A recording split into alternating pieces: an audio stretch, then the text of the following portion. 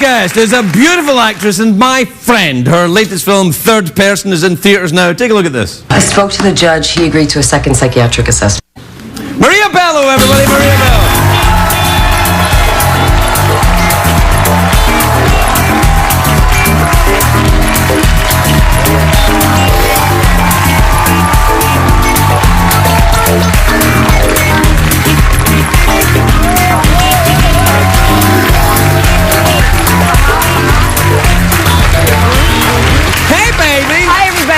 Hey, you look funky.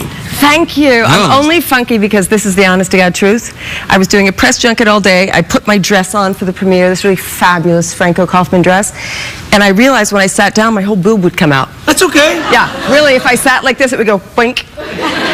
Is that a problem? Do that again. It looks fine to me. I would have no problem with it. But I like what you're doing. I like the kind of like, oh, distressed jeans and then fabulous shoes. It's good. How have you been? Better than ever. You don't look any different. You're lying. Well, I've known you for a lot of years. No, you don't look any different at all. I mean, I thought, you know, when you came out with your news, you might look a little different, but you look exactly the same. Different how? Well, I don't know.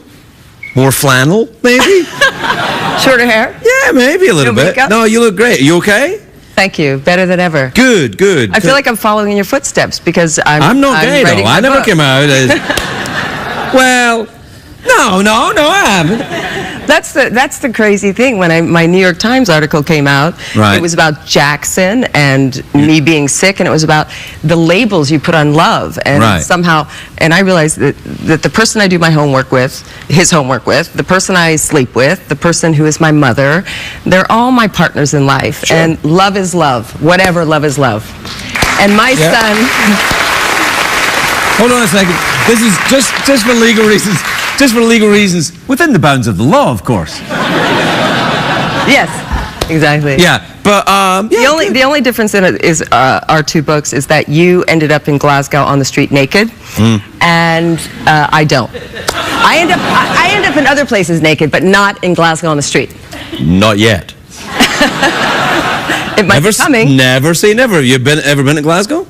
No. Will I? Well, then, but you go there first and see if you get out with your clothes on.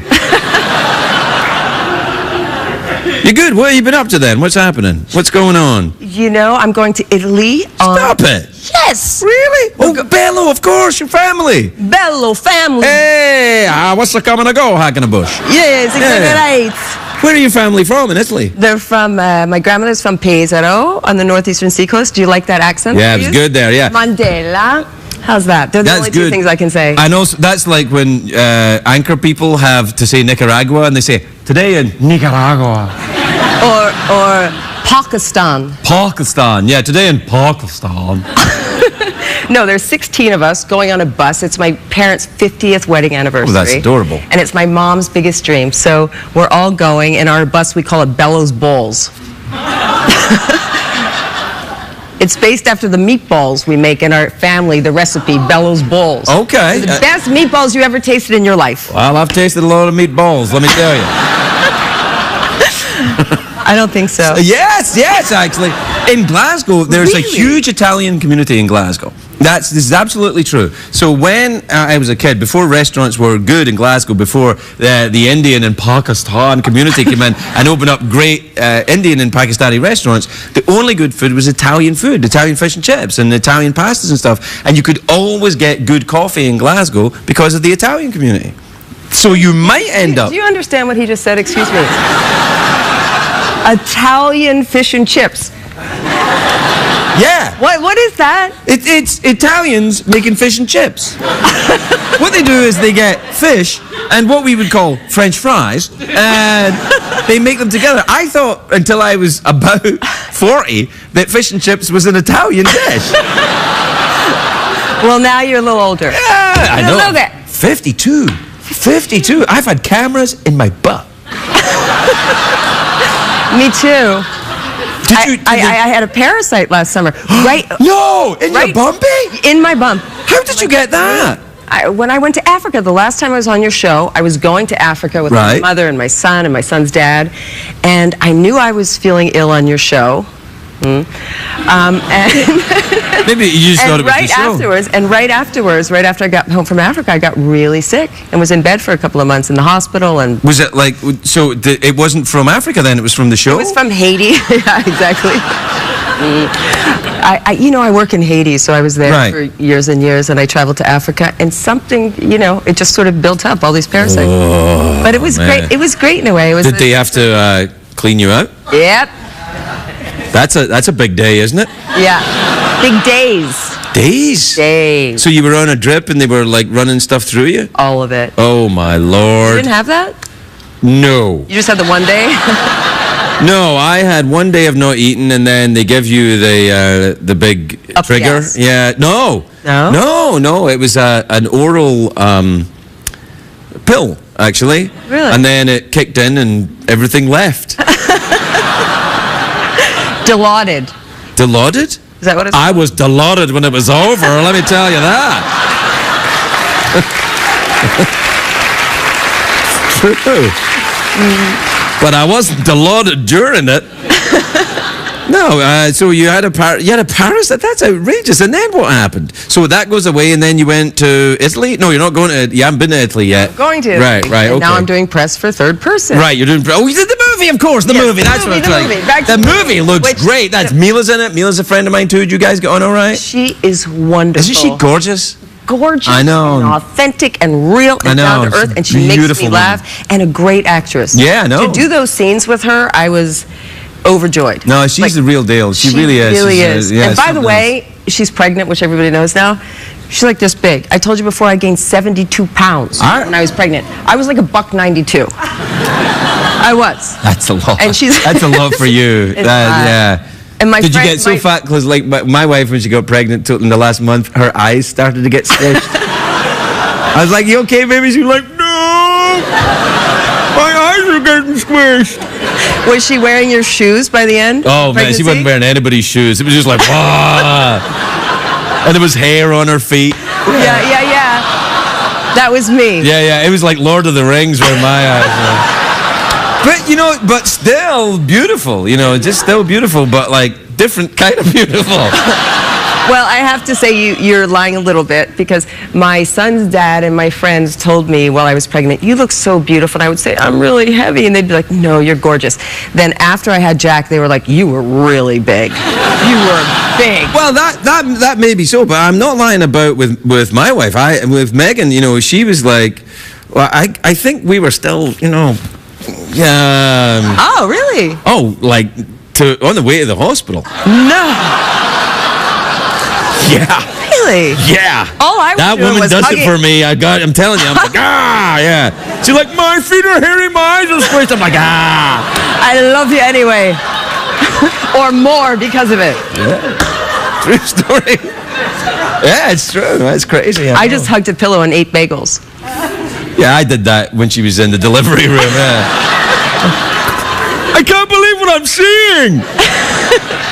Did they offer you a mirror when you had Jackson? Yes. Yeah. Yes, they did. And I was so, it was 22 hours in a thunderstorm without an aspirin. I gave birth at home. And they said I was in transition. And the midwife said, "That's a good thing. It means baby's coming." I was like, "Get the baby out! I don't like transition!" And suddenly she put the mirror there and I saw his head, and all I said was, "Come on, buddy, we can do it." Then he came out. Do you know what would be weird? If the head came out and then you said something and he went back in. Then what do you do?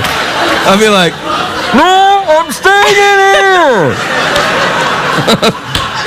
Mom, you're... I kind of freaked myself out a little bit there. Did you see him being delivered? Oh yeah, I saw everything. Catch. Mm-hmm. Cut. Mm-hmm. And clean. Oh. Just the floor. Not the fur? No.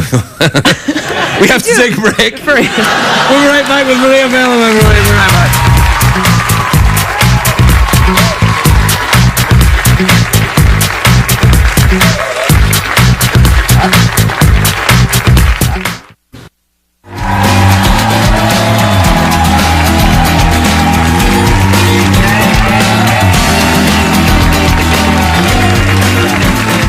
And it's all You don't have to think about it anymore. It's a good thing. We're back. Oh, sorry. Yeah. Just catching up. Just catching up. Just talking about babies. Not really. We're talking about the inventory process of writing a book about your life, which is it's difficult. It's very difficult. I was saying when he and I met, he was in the process of writing his book. I was writing a novel. Now it's turned into this whole other thing. But it's not a memoir. It's really essays about all the different partners I've had in my life and the lessons I've learned. It is. You know, what I feel about writing these days is like, I don't care if it's, you know, remember that whole James Frey, is it true, is it not true? I was like... $1 Million Baby? Yeah, something like that. Yeah, I like Million Little Pieces. That's right. And people were like, oh, it's not true. And like, Oprah was mad because a junkie lied to her. I'm like, it's kind of what they do, Oprah, you know? And I think that, you know, good writing for me is good writing. I don't care. I agree. I don't care. You know, I mean, I want the truth from, you know, news outlets. But, you know, if it's in a book...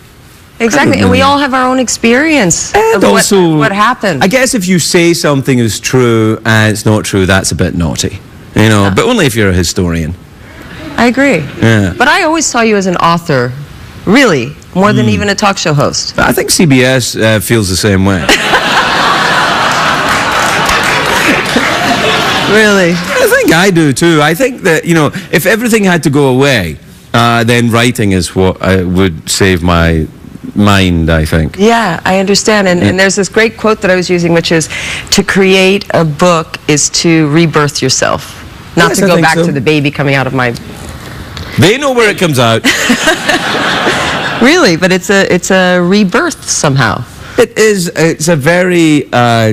in a weird way, it's a very kind of cleansing process, I think. It's like, it can be like that, or it can be like, you know, lancing a boil, depending on what you're writing. Yeah, exactly. You know, I've written stuff that I went, oh, I didn't know that was in me. I'm glad it's not in me anymore. Yeah. But are you worried about your wife, kids, reading stuff that you've been through? I mean, no, my wife and kids are beautiful, artistic people. They don't care about that kind of thing. And also they know me. Yeah. You know, it's like, there's a difference between, you know, I think knowing an artist and knowing their work. You know, you don't know an artist because you know their work. You don't know somebody's... Look at Richard Wagner, one of the greatest composers ever, a complete tutti frutti, you know. Yeah. So, you know, choose, you know. I'm with you completely. It's, but here's the thing, when they're teenagers and the friends start to Google your mom and she's naked on the internet, that's a little... Yeah, but that'll pass, you know, and then he'll be like, then he'll realize just how cool you are, which is very cool indeed. That's nice to say. Maria Bello.